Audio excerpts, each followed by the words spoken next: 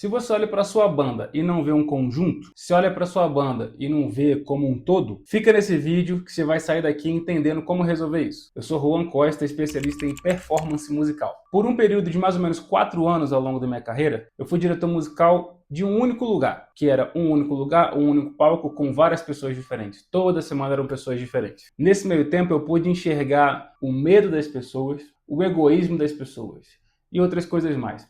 Mas esses dois pontos são importantíssimos porque a gente vai falar sobre prática de conjunto. Eu enxergo como um vício das pessoas, eu vou exemplificar isso. Tem um guitarrista, esse guitarrista, ele não é muito convicto do que faz, ele não tem muita experiência na música, e aí ele tirou uma música difícil, mas ele não tirou essa música tão bem quanto deveria ter tirado ela. Ele chega no ensaio, chega devendo, já fica com medo, porque o palco é um lugar de exposição. Faz o que tem que fazer, conversa com as pessoas, monta equipamento, tudo mais e tal, não sei o quê. Aí na hora do valendo, vamos passar o som. Hoje em dia, a maioria dos lugares já tem um sistema de retorno em ear, que é o retorno no fone de ouvido. É um retorno que você se individualiza ao máximo, em prol da aplicação de algumas tecnologias, como VS, clique, coisas internas da banda que não podem sair na caixa de som, e também em prol da limpeza auditiva de um palco. Quanto menos caixa de retorno tem, mais limpo o som fica. Só que nisso aí, o guitarrista que chegou devendo, ele vem querendo se ouvir e concentrar naquilo que ele tem que fazer, porque ele não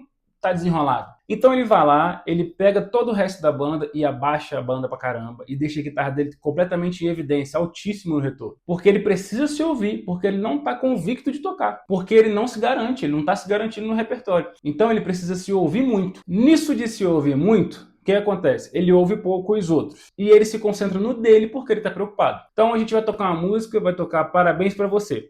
Tá, tá, tá. Parabéns. A guitarra dele. Tchanga, tchanga, tchanga, tchanga. Aí ele não tá ouvindo como o baixo tá tocando, não tá ouvindo como a bateria tá tocando. O baixista que estudou todas as frases que ele podia naquela semana, ele vai tocar Parabéns. 1, 2, parabéns, bum, bum, batum, badum, badugudu, pum, badugudu, e o batera tá assim, ó. Tum, tum, tá.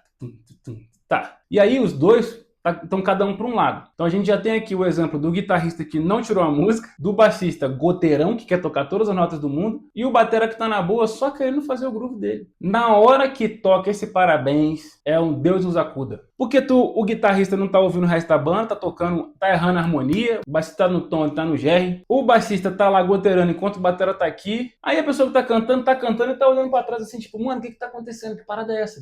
Vamos lá. A gente está lidando nessa hora com o medo do guitarrista, o egoísmo do baixista de tocar aquilo que ele quer, do jeito que ele quer, e o carrossel desandando. Cara, esse conjunto não dá certo, não tem como dar certo uma banda que toca desse jeito. O certo é, você estuda pra caramba, se dedica pra caramba, pra chegar lá fazer o mais simples, bonito pra caramba. Você tira a música pra caramba, você aprende o arranjo pra caramba, pra chegar lá na hora, vocês somarem terem suas ideias, juntos, em conjunto. Porque pode ser que o batera vai adicionar um elemento que vai ficar tão legal, e aquele arranjo que está tão preocupado com o original, às vezes não vai ficar já tão adequado para aquilo. Aí vocês formam um arranjo novo. O músico que está medroso precisa estudar, cara. Não tem atalho para isso. Não tem videoaula no YouTube que vai fazer a guitarra tocar sozinho. Não tem mentor de baixista que vai fazer o baixista colar com o bumbo da batera. Não que isso seja uma regra, mas isso é o simples que sai bonito. E eu não sou adepto da regra do menos é mais. Antes que alguém fale sobre isso, eu não sou menos é mais. Eu sou menos é menos, mais é mais. Cada um tem um momento certo. E para você que está de fora, ou em cima disso aí, vendo toda essa situação acontecer, tem que tratar ponto a ponto. Tem que tratar com o medroso, porque ele está sentindo medo, e tentar dar uma convicção para ele, fazer ele ficar